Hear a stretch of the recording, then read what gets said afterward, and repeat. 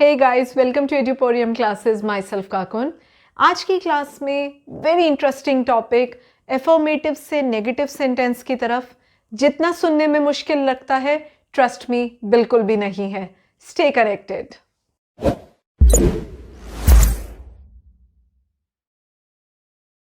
शुरू करने से पहले हमें सबसे पहले तो ये पता होना चाहिए कि एक एफर्मेटिव सेंटेंस क्या होता है और एक नेगेटिव सेंटेंस क्या होता है। देखिए, एफर्मेटिव का जो अगर हम सिंपल भाषा में मीनिंग समझें तो इसका मतलब होता है पॉजिटिव सेंटेंस, यानी कि ऐसे सेंटेंस जिसमें हमें ना, नहीं ऐसे शब्द नहीं सुनाई देते। और नेगेटिव सेंटेंस किस तरह के सेंटेंस होते हैं जिसमें हमें नो, नॉट, नन या कुल मिलाकर नहीं शब्द का इस्तेमाल सुनाई दे। ठीक है, जैसे एक एग्जाम्पल देखते हैं। शी इज इल टुडे, वो आज बीमार है। ठीक है, अब इसको अगर हम नेगेटिव में चेंज करेंगे तो हम कैसे करेंगे? She is not ill today. देखिए, यहां पे एक नहीं शब्द का इस्तेमाल हुआ। हिंदी में कैसे? वो आज बीमार नहीं है। तो ये बन जाता है हमारा negative sentence. I can swim, मैं तैर सकती हूं। अब इसका नेगेटिव हम कैसे बोलेंगे? आई कांट स्विम या फिर आई कैन नॉट स्विम। ये जो मैंने कांट और कैन नॉट लिखा है, ये एक्चुअल में ये कांट जो होता है इस कैन नॉट का कॉन्ट्रैक्शन होता है। कॉन्ट्रैक्शन के ऊपर हमारी एक अलग से वीडियो है, उसको देखना ज़रूर याद रखें, क्योंकि आजकल ये जो कांट, वोंट ये शब्द होते हैं ना, ये स्मार्ट इंग्लिश में यूज़ किए जाते हैं। अब एफर्मेटिव से नेगेटिव की तरफ चेंज करने के लिए भी कुछ रूल्स होते हैं जो हम एक एक करके सीखेंगे। समझने की ये बात है कि हम किस तरीके से इस नेगेटिव वर्ड को यूज़ करेंगे और फिर भी हम अपने सेंटेंस का मतलब वही का वही रहने देंगे। चलिए देखते हैं।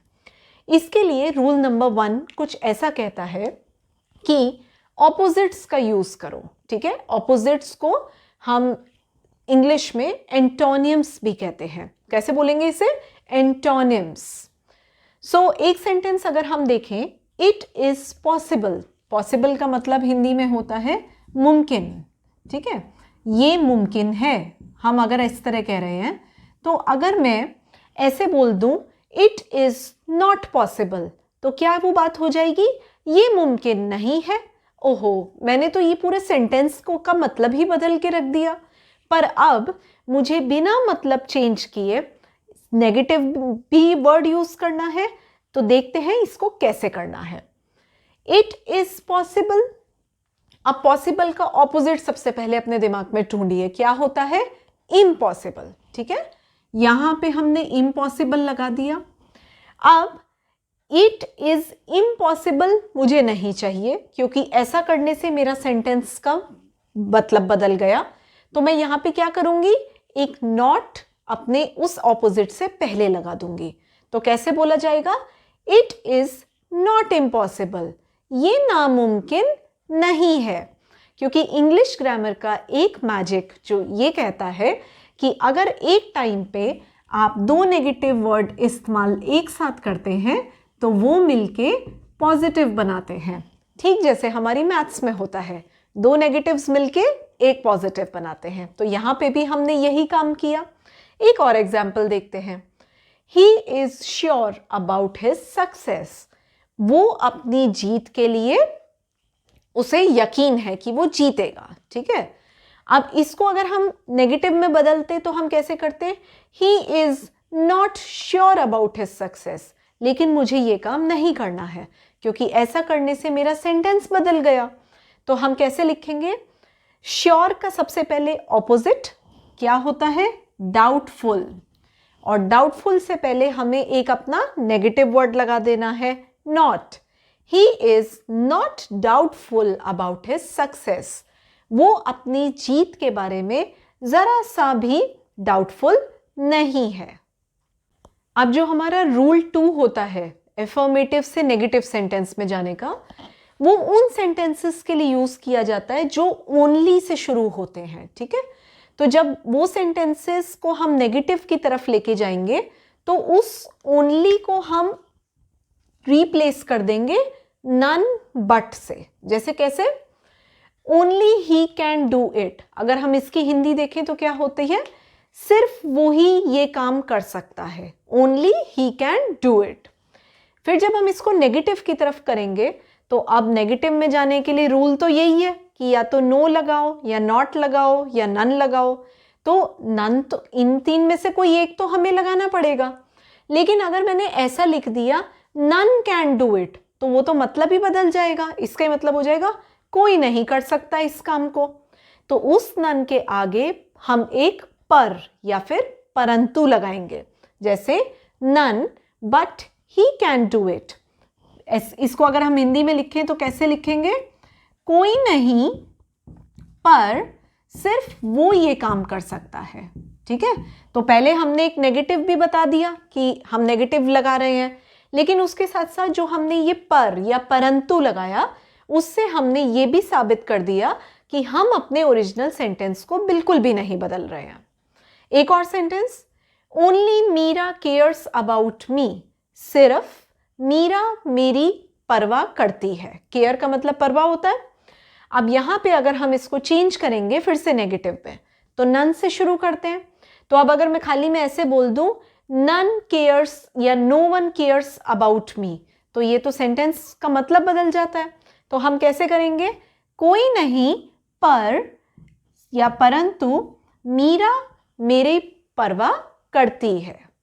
अब जो हमारा रूल नंबर 3 है वो क्या बताता है कि कुछ सेंटेंसेस इस तरीके के होते हैं जिसके बीच में ना टू और बीच में कुछ वर्ड्स आके टू ऐसे इस्तेमाल होता है।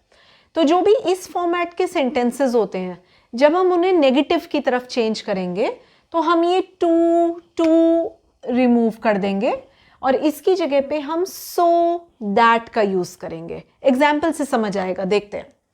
ही is too fat to run. अब यहाँ पे देखिए टू टू ऐसे वाला फॉर्मेट यूज हो रहा है, बीच में कुछ वर्ड्स भी आते हैं। ठीक है, ये इसका रूल होता है। तो अगर हम इसकी हिंदी देखें तो कैसे बोलेंगे, वो भागने या दौड़ने के लिए बहुत ज़्यादा मोटा है। ठीक है, ये तो हुआ एक तरीका कहने का।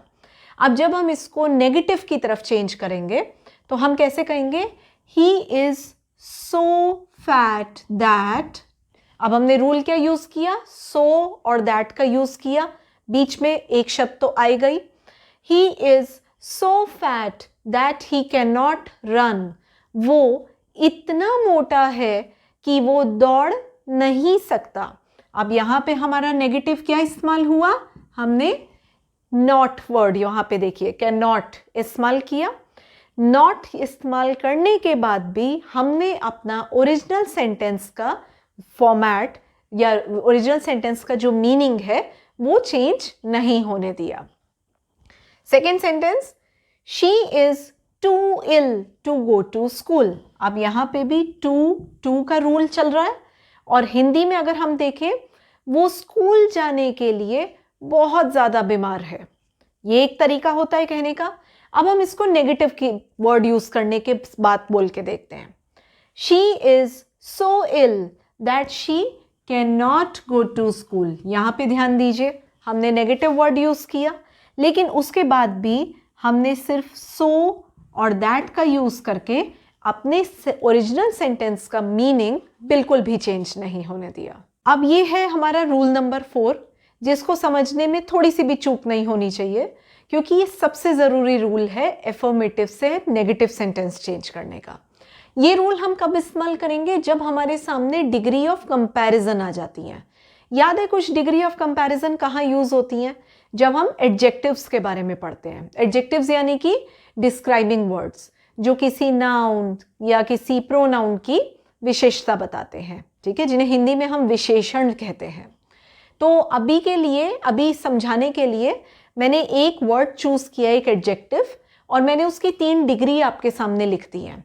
जैसे शॉर्ट मतलब कद में छोटा, शॉर्टर उससे छोटा, और शॉर्टेस्ट सबसे छोटा। ठीक है, अब हम इसकी सबसे पहली डिग्री पॉजिटिव में अगर हमारा कोई सेंटेंस है तो वो नेगेटिव में कैसे बदला जाएगा ये समझना है। Sumi is as short as Meenu. Hindi कैसे लिखेंगे, सुमी मीनू जितनी छोटी है। मतलब सुमी और मीनू जो हैं कद में दोनों एक बराबर हैं, छोटी हैं। तो इसको जब हम चेंज करेंगे नेगेटिव सेंटेंस की तरफ, तो सबसे पहले हमें नो, नॉट, नन ऐसा कुछ दिखना चाहिए। तो यह क्या करेंगे, जब इस सेंटेंस को हम नेगेटिव की तरफ लेके जाएंगे तो एक तो हमें यूज करना है नॉट, जो कि कंपल्सरी रूल है, और उसके साथ जो हम आगे लगाएंगे, अब की बार हम शॉर्ट की जगह कंपैरेटिव डिग्री लगाएंगे, शॉर्टर। और सेंटेंस कैसे होगा, मीनू आ जाएगी शुरू में, सुमी चली जाएगी पीछे, और Meenu is not shorter than Sumi. Hindi में मीनू सुमी से छोटी नहीं है, यानी कि दोनों एक बराबर हैं।